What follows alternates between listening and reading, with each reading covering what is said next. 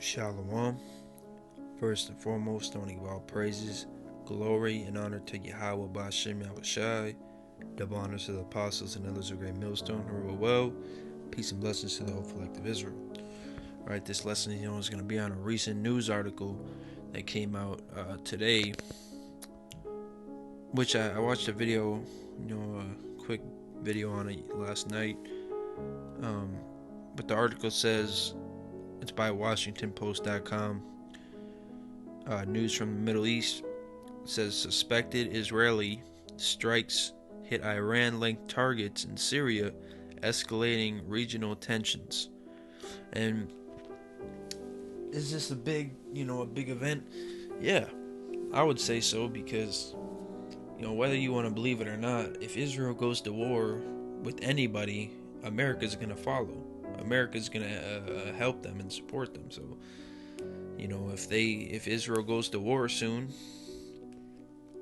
whether it's with Iran or whoever, America will surely join.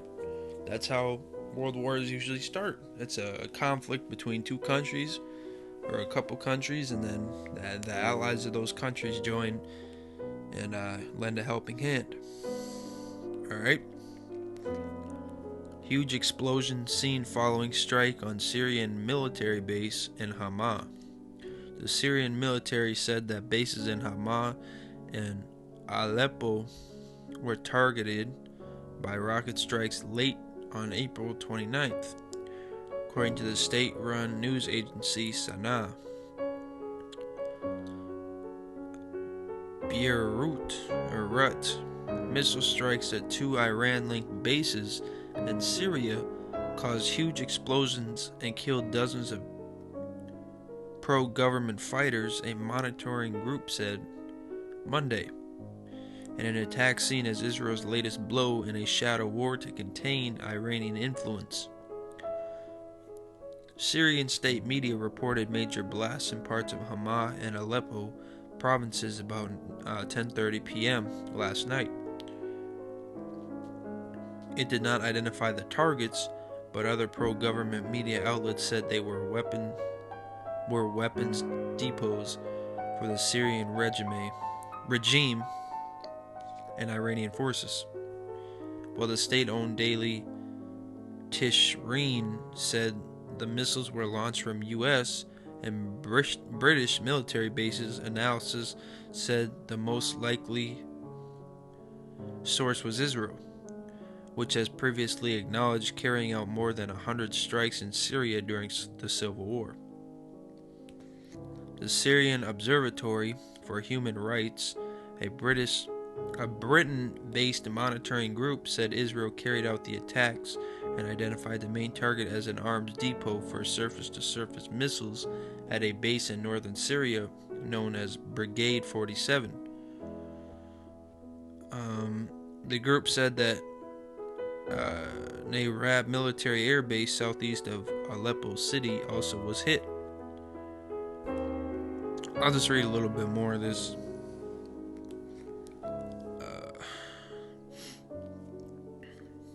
At least 26 people were killed, 4 of them Syrians, the Syrian Observatory said. Representatives of a regional alliance that includes Iran, Syria, and the Hezbollah paramilitary group said that Iranians were among the dead, and some cited a much higher toll. Alright, and I saw another thing, that was, a brother posted it on social media, and it said that Iran, could do a ground invasion into Israel to break it up or something. And this is mainstream media, so who knows what's really going on over there, man. They could be planning to start a war, ground invasions, Israel to Iran, etc. Man, we don't know. And they're gonna continue to suppress the reality of the world until they can't, until it's literally right in front of everybody. And that goes with the wars, the famines, the pestilences, the mark of the beast being the chip, everything, man. That mark of the beast, the RFID chip, a lot of people already have that, and they probably sell it all over the place, in a lot of different locations online. But they're not gonna constantly put up articles, which they put up articles, but they use something called gradualism to gradually get you to get that chip. So they're not going to just shove it in your face, a billion times a day.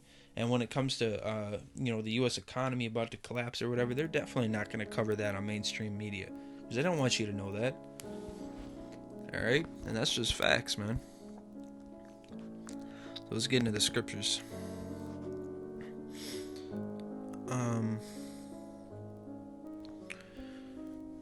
A good place to start would be Matthew chapter 24. This is Matthew chapter 24, verse 6. And ye shall hear of wars and rumors of wars. See that ye be not troubled, for all these things must come to pass, but the end is not yet.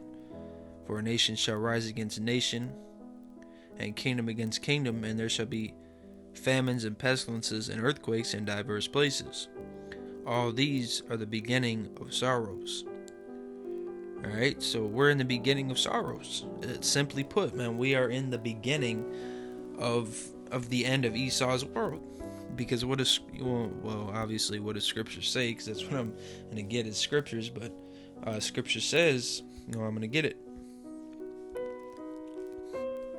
2 Ezra chapter 6 verse 9. For Esau is the end of the world, and Jacob is the beginning of it that followeth. Alright, and when Esau came out the womb, Jacob was holding on to Esau's heel. So the end of Esau was the beginning of Jacob. Alright, and we're at the end of Esau's rulership here. Alright, which you so-called white people, you Edomites. With the exception of, confusion of face among you. Alright. And the Israelites being Negroes, Latinos, Native Americans, and then, confusion of faces. Right? In the 12 tribes of Israel. Alright. Let's get some more scriptures here. 2 Ezra chapter 16 verse 18. The beginning of sorrows and great mournings. So there it is again, the beginning of sorrows. The beginning of famine and great death. And the famine that's probably the closest right now is the famine of the word. Alright, that's probably the closest famine, which is also the most important and the famine that's going to impact this world the most. Like on a spiritual level. The beginning of wars, and the powers shall stand in fear. The beginning of evils. What shall I do when these evils shall come? So you got to have faith and trust in Yahweh Shema Shai, man. Alright, because Lord willing, we're part of the elect, but, it's about to get crazy out here. All hell's about to break loose. Shit's about to hit the fan, man, so to speak. And it's only a matter of time before that happens. Alright? And ultimately, this is all going to end. Well, it's going to be quick. The day of the Lord, when America's going to get destroyed, it's going to get destroyed in 1 hour, man. Like, not 1 hour from now, but it's only going to take an hour for America to be completely desolate, man. Alright? Let's get 2 Peter chapter 3 verse 10.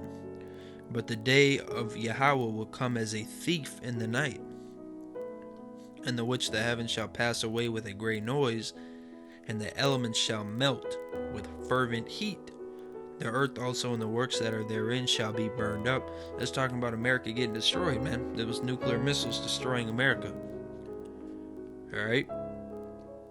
And that's the only way you can put it. And it's going to come quick. Alright? I mean, what is well, I'll just type in.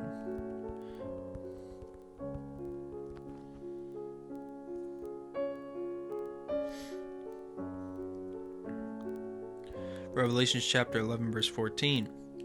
The second woe is past, and behold, the third woe cometh quickly. Alright, World War III is coming quick, man. Experts are saying that not we, the United States has more tension with Russia than in the Cold War. And, if you remember that one story, the Russian guy, one of the Russian soldiers was literally a couple seconds away from hitting the button, to launch those nukes. And then they got a transcript or something. I forgot what it was. They got a message is the point. They got not a transcript. What is that thing called? Oh, man. The point is, they got a message right before he's about to hit that button. That's what I was told. And the point is, it was really close. All right, so stay diligent and keep watching. All right.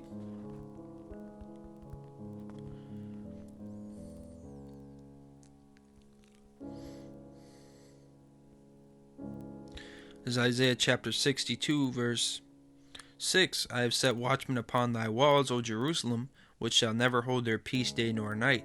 Ye that make mention of Yahweh, keep not silence, and give him no rest till he establish and till he make Jerusalem a praise in the earth. All right, so the real Israelites aren't a praise in the earth yet. The real Israelites are going through hell right now, man. All right, so just keep watching, stay diligent. Because what else does Scripture say, man?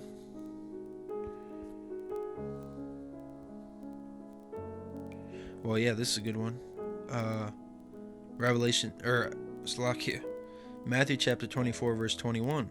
For then shall be great tribulation, such as was not since the beginning of the world to this time, no, nor ever shall be. So we're coming into the worst time in history. There's never been a time worse, and there never will be after it. All right, and I'm going to go to verse 13. But he that shall endure unto the end, the same shall be saved. So that's what it's about. It's about enduring, and keeping faith. All right. So with that said, I want to give all praises to Yahweh, Ba'ashem, Yahushai, Waharakak Wadash, double honors to the apostles, and others a great millstone who rule well. Peace and blessings to the whole collective Israel. Keep pushing, and endure. Keep watching, pay attention to this news, man. Shalom.